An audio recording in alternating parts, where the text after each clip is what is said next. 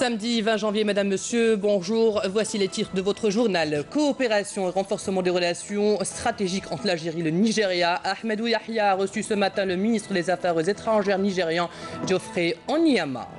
Nous parlerons également dans notre édition du partenariat algéro-turc, un partenariat de 3 milliards de dollars d'investissement en Algérie.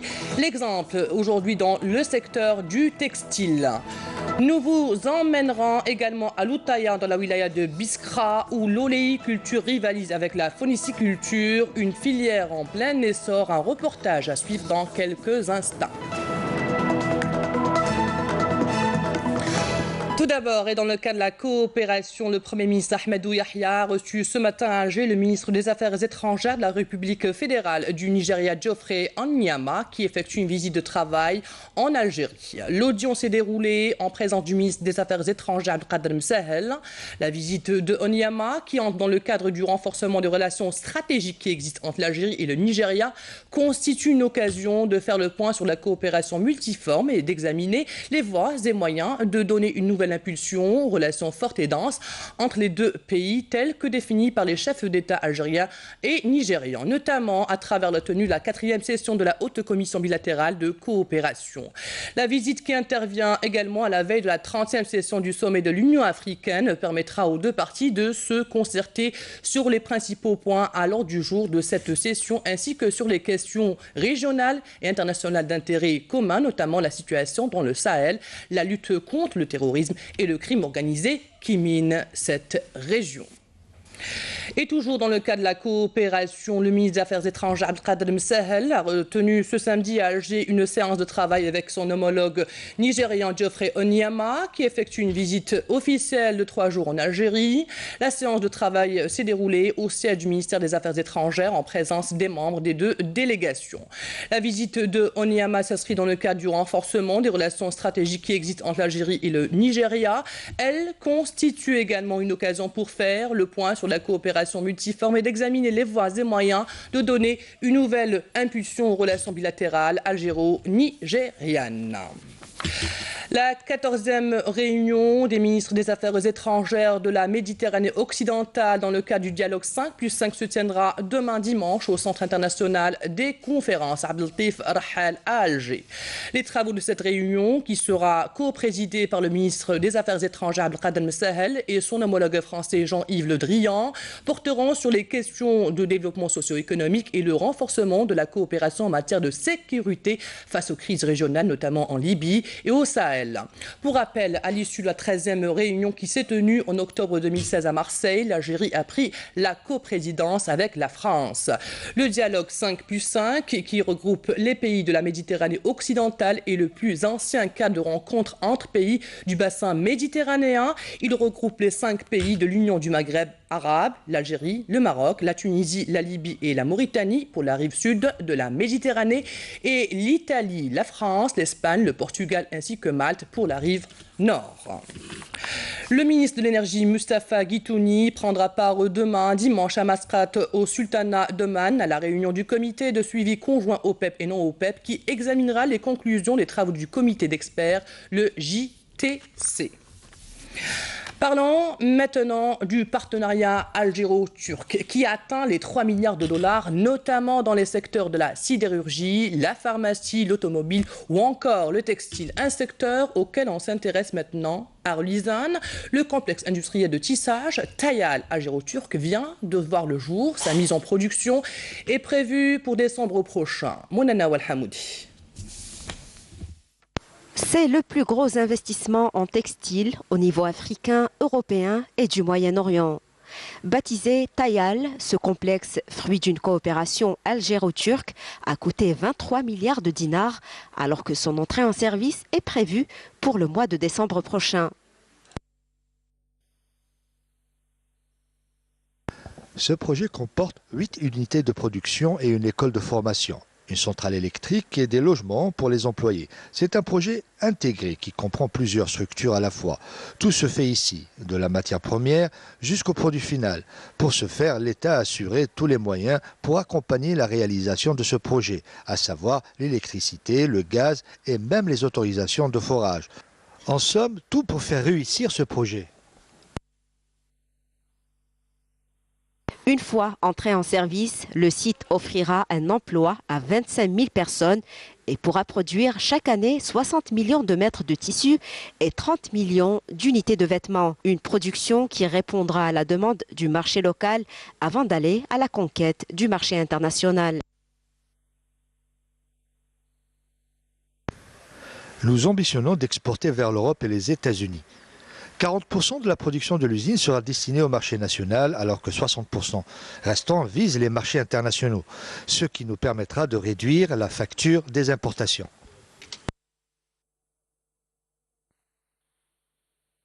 La deuxième étape de ce gigantesque projet comprendra la réalisation de 10 autres usines qui se chargeront de la production de toutes sortes de tissus, de broderies et de prêt-à-porter. Allons à présent à Biskra et plus précisément dans la localité de Loutaya. L'oléiculture, une filière en plein essor notamment dans le sud du pays à la faveur des réformes qu'a connues le secteur de l'agriculture et l'engouement des agriculteurs pour cette filière qui totalise plus de 3 millions d'oliviers dont plus de la moitié sont productifs sur une superficie de plus de 13 000 hectares dont 33% pour la wilaya de Biskra qui occupe le premier rang. Exemple de cette réussite avec Badia Amarni dans ce reportage.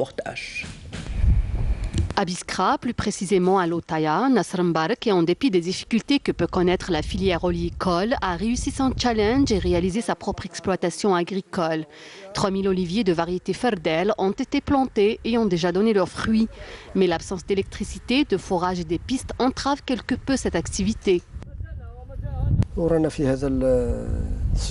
Nous avons planté ces arbres il y a une dizaine d'années et nous souffrons vraiment, mais alhamdoulilah, nous avons pu récolter des olives et de l'huile. La récolte cette année a été bonne. Nous souhaitons que l'État nous aide en ce qui concerne les routes, les autorisations de forage et l'électricité. Nous n'avons pas besoin que l'État nous donne de l'argent, mais juste nous accompagner. Et c'est à Loutaya, cela fait près de 14 ou 15 ans que pas un seul mètre de route n'a été réalisé pour les agriculteurs. Ils nous ont complètement oubliés, alors que le fellah est la colonne vertébrale du pays. وحنا في بلديه لوطايا وفي دائره لوطايا رانا قريب في واحد 14 سنه ولا 15 سنه ما شفناش ولو متر تاع طريق الفلاحين. رانا الفلاحين والو ناسيينهم ضربه واحده. هو الفلاح هو العمود الفقري تاع البلاد هذه. Bien que ce secteur d'activité soit parsemé d'embûches, Amim Mbarek, en véritable professionnel, parvient à réaliser ses objectifs grâce notamment à sa persévérance. Ceci étant, il pose le problème crucial de la concession et de la mise en valeur des terres agricoles.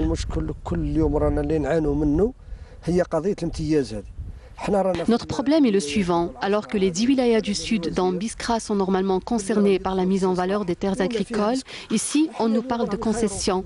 Nous souhaitons que l'actuel wali prenne en charge ce dossier. Vous voyez, j'ai 3000 oliviers. Cela fait 15 ans que je souffre pour réaliser cet investissement. Si on applique la concession, je laisse tout tomber.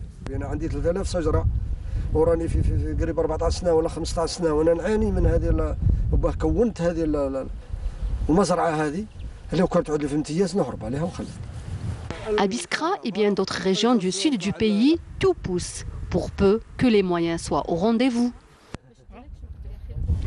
Patrimoine et vestiges, Aloued, connu pour ses coupoles, on l'appelle d'ailleurs la ville des 1000 coupoles, une architecture typique qui tient compte des caractéristiques climatiques de cette région saharienne. Mais ce magnifique patrimoine risque de disparaître s'il n'est pas préservé. Une mission à laquelle s'attelle notamment l'association Al-Hana pour le rayonnement culturel qui veut restaurer les maisons anciennes et en faire des maisons d'hôtes. Regardez ce reportage de Amal Bouarba. La ville aux 1000 coupoles, c'est ainsi qu'on surnomme Aloued et ça lui sied bien. Ces coupoles qui couvrent les bâtisses entourées de dunes de sable lui donnent un charme unique et cette architecture typique de la région a longtemps subjugué bien des visiteurs et des artistes. L'idée, on voit que les coupoles parce que c'est une structure qui était initiée à Souf. Cette structure-là, elle est autostatique, d'une part technique, surtout vers les tempéries, telles que le sable, parce qu'il y a trop de vent de sable dans la région, donc pour que le sable ne s'accumule pas sur la toiture. Elle dégage l'air chaud, vu que la région se caractérise par une grande forte chaleur. Donc cette coupole-là, elle accumule la chaleur. Le reste de la chambre, c'est un microclimat. Mais cet héritage ancestral est menacé de disparition compte tenu de l'urbanisation anarchique et incontrôlée, comme dans beaucoup de villes algériennes. Toutefois, nombreux sont les natifs de cette région qui veulent ardemment préserver ce riche patrimoine. L'association culturelle El Henna a fait sienne cette noble mission, sauvegarder et promouvoir le modèle authentique d'urbanisme local, si cher aux soufis. Comme dans une maison traditionnelle que nous avons préservée, où il y a les arcades, il y a les coupoles, il y a les... Nous avons préservé parce qu'il faut la maintenir et la réparer tout le temps. Et on compte en faire un gîte et une maison d'hôtes pour les gens qui viennent de toutes parts, que ce soit d'Algérie, que ce soit de l'étranger. Et on l'a rattaché à un projet que nous sommes en train de réaliser, qui est un centre culturel qui se trouve toujours ici à Kouiné. Préserver ces maisons traditionnelles et en faire des maisons d'hôtes, une manière d'attirer davantage de touristes dans cette région aux multiples atouts. On travaille sur le tourisme saharien qui ne demande pas c'est-à-dire des moyens, juste nous avons tout la plateforme, c'est-à-dire concernant le paysage, les palmiers, on a les trucs traditionnels, la cuisine traditionnelle de la région, c'est-à-dire c'est très simple. Autant dire que la préservation du patrimoine architectural d'El Oued est plus que jamais d'actualité, d'autant qu'il contribue à la promotion du tourisme culturel et au développement local. Place au sport maintenant et les résultats du championnat d'Algérie professionnelle Ligue 1 et Ligue 2. Des résultats présentés par notre collègue de la rédaction sportive Hakim Kachroud. Hakim, bonjour. Bonjour Fella, bonjour à toutes et à tous. Et oui, vous l'avez dit Fella, hier on a joué pour le compte de cette 17e journée du championnat professionnel Mobilis Ligue 1 qui se poursuit ce samedi. Et hier, l'US Biskra et l'USM Al-Harrach qui soufflent un peu sans s'éloigner de la zone rouge des relégables. L'US Biskra qui s'est imposé face à l'AGS Saoura, le dauphin du championnat d'Algérie sur le score d'1-0 grâce à la nouvelle recrue à la 21e minute de jeu.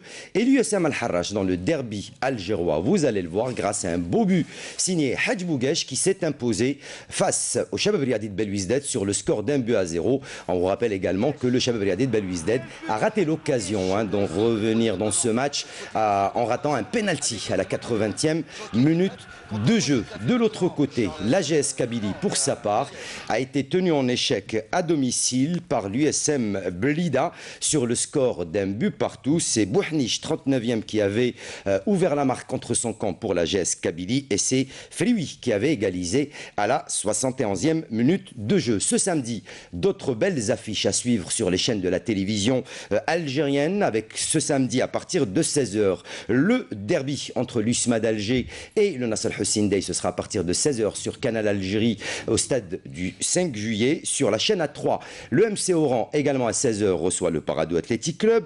Sur la chaîne nationale à 16h, vous pourrez suivre la confrontation et le derby de l'Est entre le CS Constantine et le DR Bétage Nantes. Et le match tant attendu à partir de 19h, la big confrontation au stade du 8mai-45 du côté de Sétif. Sétif qui reçoit le Mouloudia d'Alger. Au classement général et provisoire, le CS Constantine reste en tête du classement avec 32 points. Et au bas du classement, Blida, malgré son match nul hier face à l'AGS Kabylie, reste lanterne rouge avec seulement 9 points. Vous avez parlé de Ligue 2, on a joué également pour le compte de la Ligue 2 avec l'AS Ain Melilla et le Mob de Béjaïa qui renoue avec la victoire pour le compte de la 17e journée. Mais la meilleure opération, c'est le Cap Borj Bouarerech qui l'a réalisé et qui a fait la meilleure opération de cette journée grâce à sa victoire face à la GSM Skikda dans le choc de cette 17e journée du championnat professionnel Mobilis Mobilis Ligue 2, 2-0. Une victoire qui les propulse à la 3e place du classement général à 4 longueurs du leader qui est l'AS Ain Melilla qui a renoué avec la victoire. Les résultats complets à l'issue de cette 17e journée du championnat professionnel Mobilis Ligue 2. Shabab Riyadi Ain Fekroun 1, GSM Béjaïa 0. RC Rilizan 0, l'AS Ain Melilla 2. Le Cap de Borj Bouarij 2, GSM Skikda 0. Amal Boussaada 2, Mouloudiat Saïda 0. Le carton plein du Mouloudiat de la Alma 4-1 face à l'Azmo d'Oran. 0-0 entre le Wydad de Tlemcen et l'AS Schlef. Et enfin, 1-0 pour le Mob de Béjaïa face au RC Kouba. Et le 0-0 entre le Raliad Mascara et le Cap de Batna. Au classement, l'Azam Ain Melilla en tête avec 35 points. Deuxième, le Mob de Béjaïa, 32 points. Troisième, le Cap de Borj Bouarij, 31 points. Et au bas du classement, c'est le Cap de Batna qui ferme la marche, lanterne rouge, 16e, avec seulement 12 points. Autre sport, le handball et les championnats d'Afrique qui se dérouleront au Gabon. Et bon début au 7 national Hakim. Et oui, avec cette 23e édition du championnat d'Afrique de handball qu'abrite le Gabon depuis le 17 janvier. Et bon début, vous l'avez dit, pour le 7 national. En 3 matchs, les Verts ont réussi à s'imposer par 2 fois et ils ont perdu face au pays organisateur. L'Algérie, pour son premier match, s'était imposée face au Cameroun sur le score de 31-23. Ils avaient perdu face au pays organisateur, le Gabon, pour la deuxième journée sur le score de 26-25 et les Algériens ont réussi à s'imposer hier sur le score de 33-31 face au Congo. L'Algérie jouera son 4e match, ce sera le big match des Verts pour ces championnats d'Afrique, ce sera face à nos voisins tunisiens, ça se passera demain après-midi. On rappelle que la finale se jouera le 27 janvier et pour l'instant c'est l'Égypte qui est tenant du titre africain. Et on termine, Hakim, avec le noble art et un bon combat est prévu ce soir, Hakim, n'est-ce pas? Et oui, c'est de la boxe professionnelle avec le boxeur professionnel algérien Mohamed Yassa qui affrontera le Paraguayen Victor Cardozo Coronel ce samedi à partir de 17h à la salle Harsha Hassan. Un combat comptant pour les championnats du monde de boxe professionnelle version Royal Boxing Organization RBO super léger. Cette soirée dédiée à la mémoire du regretté le Moudjahed Abdelkirim Suissi est organisée sous le patronage du ministère de la Jeunesse et des Sports. Une conférence de presse a été organisée hier vendredi au complexe sportif Rermoul à Alger en présence des 2 boxeurs et le promoteur organisateur des combats professionnels. Mohamed Yassa va essayer d'ajouter un titre international à son palmarès des arts très riche en amateur. Yassa, 40 ans, a été champion d'Afrique à 2 reprises, 2003-2007, avant d'embrasser une carrière professionnelle devenant champion du monde NBA en 2004 et champion international IBF en 2005. En 20 combats professionnels, Yassa a remporté 18 victoires dans 10 avant la limite contre 2 défaites. La soirée comprendra en outre d'autres combats dans le cadre du championnat professionnel.